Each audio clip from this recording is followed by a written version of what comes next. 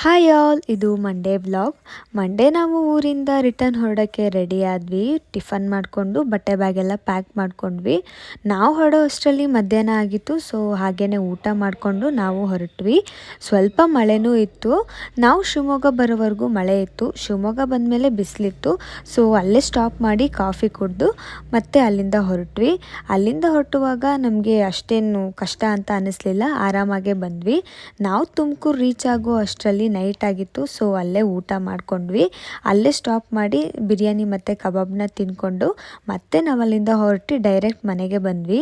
Almost 3 days ಆಗಿತ್ತು ಅಲ್ವಾ. So ನಮ್ಮ ಮಕ್ಕಳೆಲ್ಲ ನಮ್ಮನ್ನು ಮಿಸ್ ಮಾಡ್ಕೊಡ್ತಾ ಇದ್ರು ಇರಬೇಕು. ಅದಕ್ಕೆ ನಮ್ಮ ಬೈಕ್ ಸೌಂಡ್ ಕೇಳಿದ ತಕ್ಷಣ ಎಲ್ಲರೂ ಗೇಟ್ ಹತ್ರ ಬಂದು ನಿಂತಿದ್ರು.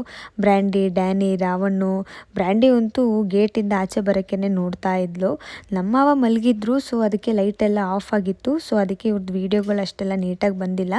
ಹಾಗೆ ಇವ್ರನ್ನೆಲ್ಲ ಮಾತಾಡಿಸಿ ನಾವು ಫ್ರೆಶ್ ಅಪ್ ಆಗಿ ಮಲ್ಕೊಂಡ್ವಿ. ಯಾಕಂದರೆ ನಮಗೂ ಟಯರ್ಡ್ ಆಗಿತ್ತು ದೂರದಿಂದ ಜರ್ನಿ ಮಾಡಿ. ನಮ್ಮ ಚಾನಲ್ನ ಸಬ್ಸ್ಕ್ರೈಬ್ ಆ್ಯಂಡ್ ಫಾಲೋ ಮಾಡೋದು ಮರಿಬೇಡಿ. ಬಾಯ್ ಬಾಯ್.